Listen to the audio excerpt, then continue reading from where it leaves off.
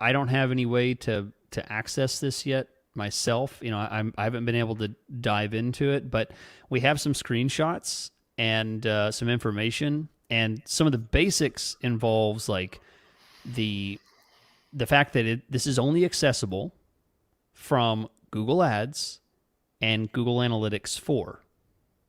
So So not Universal Analytics. Yeah, so number one, we know it's a very new thing because it's only GA4, Google Analytics 4.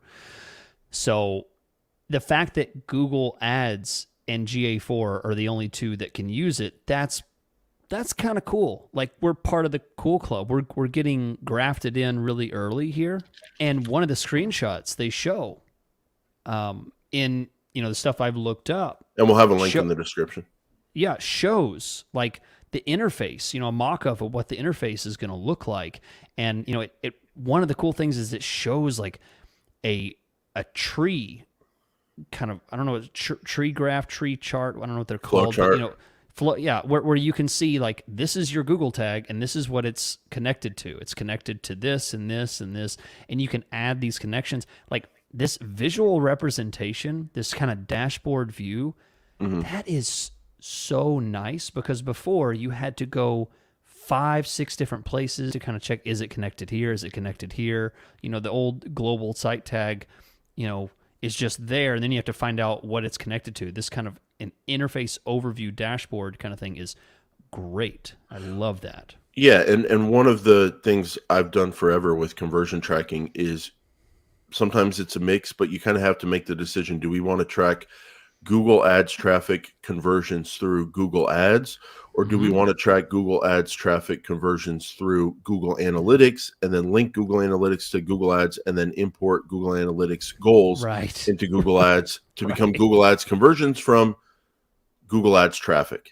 Right. And whoever created that initial plan that you zigzag back and forth should just be held up against the wall and bowed down to and worshipped, because they were working with the best technology they had at the time, and they got us to this point, and they should be clapped at and praised when they walk through the halls of Google, because we would never be to this point.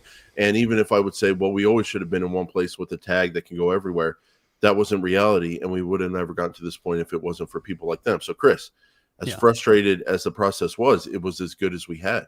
So what do you want me to do? Like, we have to give credit where credit is due. But now we have more options, which is essentially, if I'm understanding things correctly, put this little freaking tag on your site, and then you can use multiple Google products all from that one tag. Google, and right now, Google Ads and Google Analytics 4.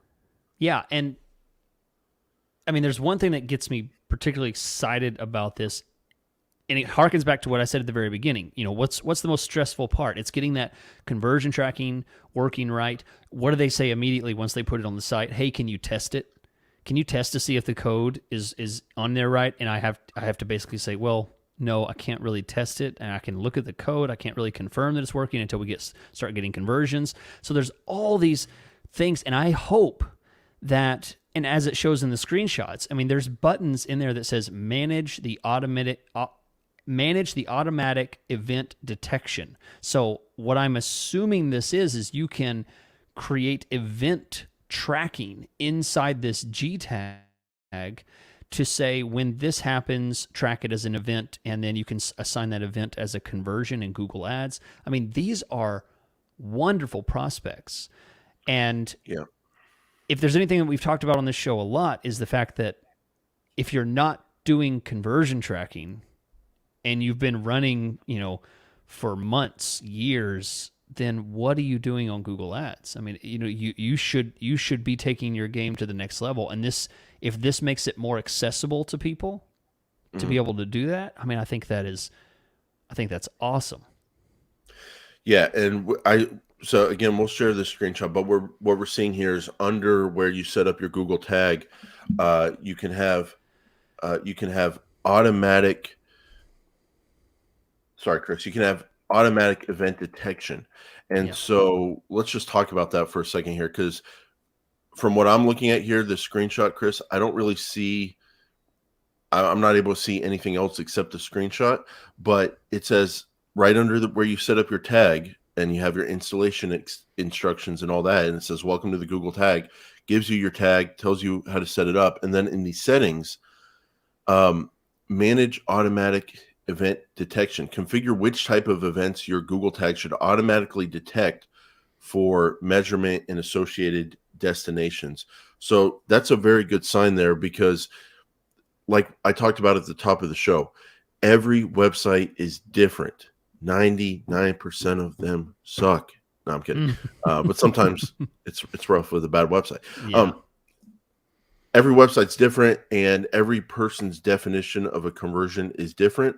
And so if they have something that says like, oh, anytime a phone number is clicked on your site, you want us to call that an event, or anytime a lead form is filled out on your site, you want us to call that an event, we're going to do that.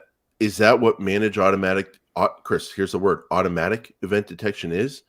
I don't know yet, but that's what I'm hoping it is, because I've seen other tracking capabilities out there that basically tell it, yeah, track any form fill on my site.